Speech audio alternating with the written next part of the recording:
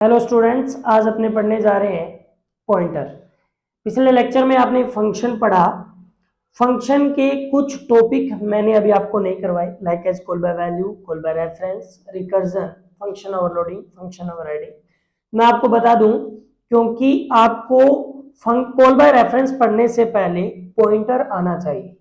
तो सीरीज का कंसेप्ट यही रहता है कि पहले आप फंक्शन पढ़िए, फंक्शन के बाद आप पॉइंटर पढ़े, पॉइंटर के बाद आप call by value and call by reference पढ़े, एंड देन आगे वाले टॉपिक अपने देखेंगे। पॉइंटर होता क्या है? Pointer is like as a variable, variable की तरह ही होता है। Variable store value and pointer store address. कैसे? देखते हैं कि पॉइंटर वेरिएबल की तरह होता है। जैसे कि मान लीजिए मेरे पास एक वेरिएबल है और इंट x नाम का एक वेरिएबल है जिसकी वैल्यू 10। अब इंटीजर 32 बिट के अनुसार कितने बाइट का होता है? 2 बाइट का।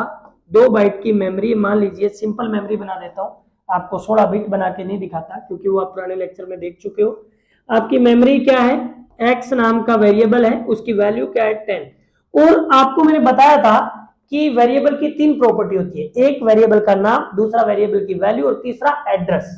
एड्रेस कौन डिफाइन करता है? कंप्यूटर डिफाइन करता है। वो वैल्यू माइनस में भी हो सकती है एड्रेस की, प्लस में भी हो सकती है, आपके अल्फाबेट भी हो सकती है। मान लीजिए ये आपका वेरिएबल का क्या है? नेम। ये क्या है? वेरिएबल की वैल्यू। और 1001 सपोज दैट कि ये आपका क्या है? एड्रेस है। ये है आपका वेरिएबल का एड्रेस। तो वेरिएबल के अंदर किस तरीके से वैल्यू स्टोर होती है, अब मैं आपको बताता हूं। पॉइंटर, आपने बोला ना अभी अभी कि पॉइंटर क्या होता है? Pointer is like as a variable, variable store value and pointer store address. कैसे? पॉइंटर एक डिक्लेयर करवाया मैंने, मान लो एस्ट्रिक पी नाम से। पॉइंटर हमेशा एस्ट्रिक साइन से डिक्लेयर होता है, एस्ट्रिक साइन से, जिसको हम बोलते हैं इनडायरेक्शन ऑपरेटर। और एम% साइन जो यूज होता है वो एड्रेस ऑफ ऑपरेटर कहलाता है, जिसका काम होता है एड्रेस लेना।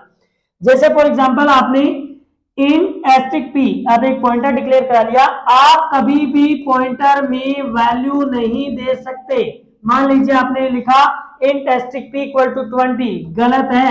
आप पॉइंटर में कभी भी वैल्यू नहीं डाल सकते। यदि आप वैल्यू डाल सकते फिर वेरिएबल था, पॉइंटर की जरूरत क्यों पड़ी? पॉइंटर का काम होता है किसी चीज का एड्रेस लेना। जैसे मान लीजिए आपके 32 बिट के अनुसार आपके इंटीजर का साइज 2 बाइट होता है, ऐसे 2 बाइट साइन बनेगा, पी नाम की ऐसे मेमोरी बनेगी 2 बाइट की। इसका कोई ना कोई एड्रेस जरूर होगा। मान लीजिए इसका एड्रेस क्या है? 1002। ये क्या है? इसका नेम। तो बताइए इसमें स्टोर क्या होगा? मान लीजिए आपने यहां पर ऐसे लिखा p equal to address of x। x का एड्रेस मैंने किस में स्टोर करा दिया? पॉइंटर में। तो बताइए x का एड्रेस क्या माना था आपने? 1001। 1001 इसकी क्या बन जाएगा? वैल्यू बन जाएगा। यानी variable store value and pointer store address. किसका? इस x का एड्रेस उसने स्टोर किया है। आपको छोटे से एग्जाम्पल के थ्रू मैं बताऊंगा ये किस तरीके से ये वर्किंग करता है। एक एग्जाम्पल के थ्रू हम पढ़ेंगे, लेकिन उससे पहले थोड़ा सा पढ़ लेते हैं क्या इसके एडवांटेज होते हैं, क्या इसके यूज है। Pointer reduce code and improve the performance. ये कोड को रिड्यूस करता है, हमारी प्रोग्राम की परफॉर्मेंस को इंप्रूव करता है।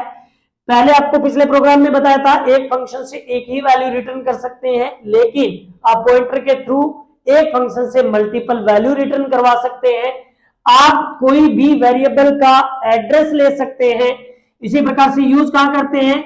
Dynamic allocation, dynamic memory allocation में इसका यूज करते हैं, जैसे कि मैलोक, रिलोक, कैलोक, फ्री, इस प्रकार के फंक्शन हैं जिनका काम हम मेमोरी, डायनेमिक मेमोरी एलोकेशन में करते हैं।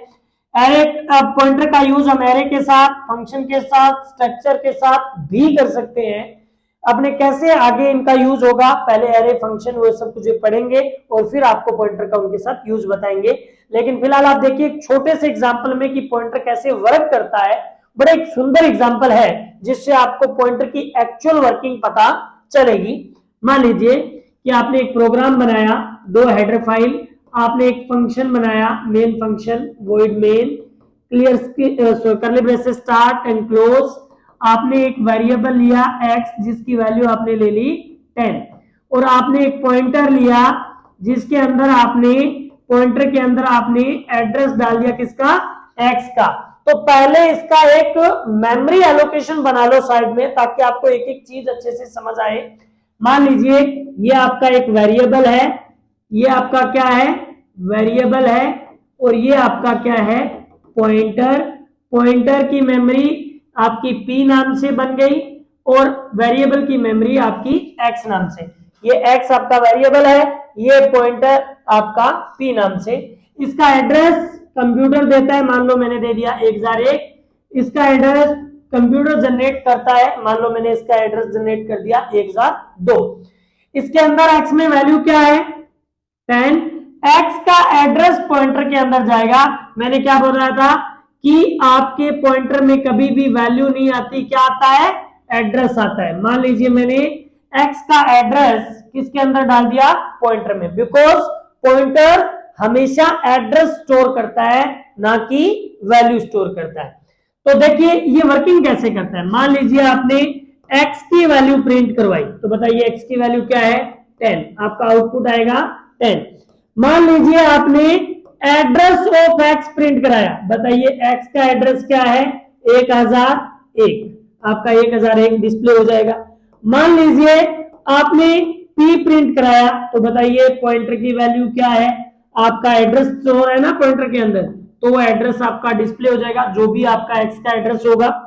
फिर आपने मान लीजिए एड्रेस ऑफ p प्रिंट कराया, तो बताइए p का एड्रेस क्या है, 1002, तो आपके सामने 1002 डिस्प्ले हो जाएगा। लेकिन यदि मैं पॉइंटर के एड्रेस के द्वारा x की वैल्यू चेंज करना चाहता हूं, तो कैसे करूंगा, बहुत ही आसान है।